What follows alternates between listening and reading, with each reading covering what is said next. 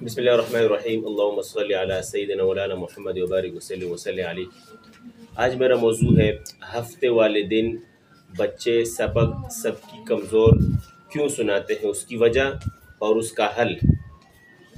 सबसे पहले हमें ये वजह मालूम करनी है कि बच्चे मंजिल सबकी और सबक कमज़ोर क्यों सुनाते हैं। उसकी एक वजह यह है कि चूँकि जुमेरात वाले दिन हमारी तवज्जो नहीं होती है और बच्चों की भी अक्सर तवज्जो छुट्टी की तरफ होती है। वो बच्चे जो घरों को जाते हैं, रिहायशी बच्चे, उनकी तवज्जो तो बिल्कुल अपने घरों की तरफ होती है कि आज हम घरों को जाएंगे, तो लिहाजा इस वजह से उनकी तवज्जो सबक की तरफ नहीं होती है। तो उस्ताद साहब को चाहिए कि उनकी तवज्जो सबक की तरफ दिलाए।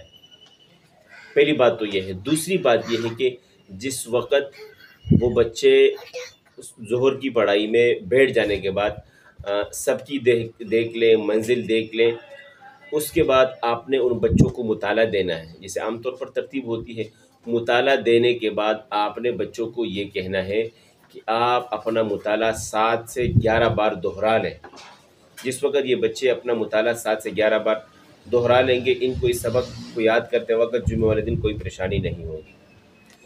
अच्छा, अगला काम ये करना है कि आम तौर पर अगर आप एक बच्चे की मंजिल सुनते हैं 2 पारे, तो इस दिन आपने बच्चों को मंजिल देनी है याद करने के लिए 1 पारा।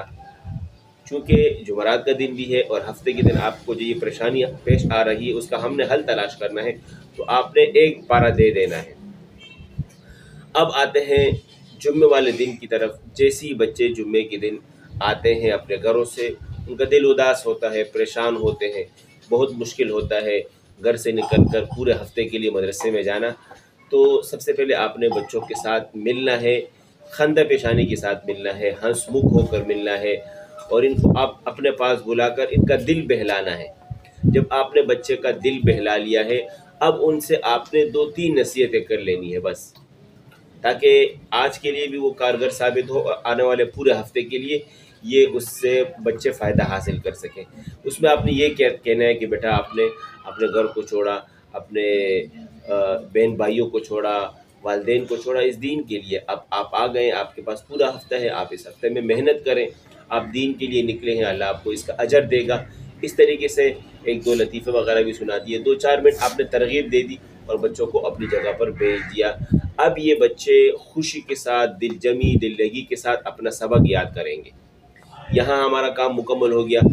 अब सुबह के वक़्त आपने जो काम करना है वो अहम काम ये है कि जैसे कि आप सबक सुनते हैं, सबकी सुनते हैं, मंजिल सुनते हैं, फ़ौरन ये तरतीब चली आती है, लेकिन हफ्ते वाले दिन आपने इन बच्चों को थोड़ा सा ज़्यादा टाइम दे देना है। सबक सुनने के लिए आप बुला रहे हैं, अगर आप वैसे 5 मिनट देते हैं तो आज 10 मिनट दे दें। सबकी के लिए आप बुलाते हैं तो सबकी के लिए अगर आप 5 से 10 मिनट देते हैं तो अभी आज जो है 15 मिनट दे दें। मंजिल के लिए बच्चे आते हैं और फ़ौरन आप बुला लेते हैं, आपकी तरतीब जैसी भी हो, आप थोड़ा सा उनको पारा देखने के लिए मोहलत दे दें।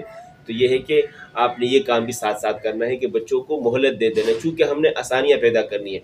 मुआज़ इब्न जबल रज़ी अल्लाह अन्हु से पैगम्बर सल्लल्लाहु अलैहि वसल्लम ने जो फरमाया था कि जिस वक़्त उनको भेजा था कुरान की तालीम के लिए, उनसे यही फरमाया था कि आपने आसानियाँ पैदा करनी है, लोगों के लिए मुश्किलात नहीं पैदा करनी है। तो जितना आसानी हम पैदा करेंगे बच्चों के लिए, उतना ही बच्चे अच्छा भी पढ़ेंगे और आपके साथ उनका दिल भी लगा हुआ होगा। तो ये कुछ अहम ज़रूरी बातें थी।